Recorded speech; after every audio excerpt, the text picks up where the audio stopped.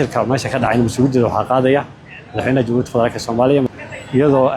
waxa lagu kala tagay ugu weyneed dastuurka dalka isku hayo heshiis bulsho ah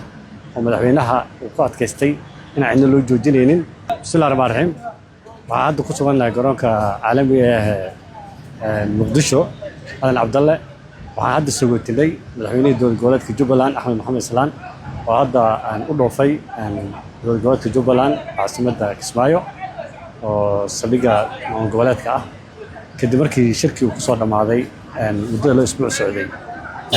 fashil isafgaradwaa taasoo mas'uuliyaddeeda ay qaadayso dowladda federaalka ee Soomaaliya maadaama golaha mustaqbalka ay muujiyeen dhabar adeeg war-saxaafadeedna ku soo saareen warkooda oo dhammaystiran laba isbuucna u dhabar adeegayeen in wadahadalkaasi iyadoo ummadda Soomaaliyeed duruufo ay ku jirto muddaxileedka dowladahana gaabsi uu yahay baarlamaanka bil iyo bar wax ka yar uu ka dhiman yahay madaxweynaha laba bilood u dhiman tahay in macnaha madaxweynaha iyo xukuumadda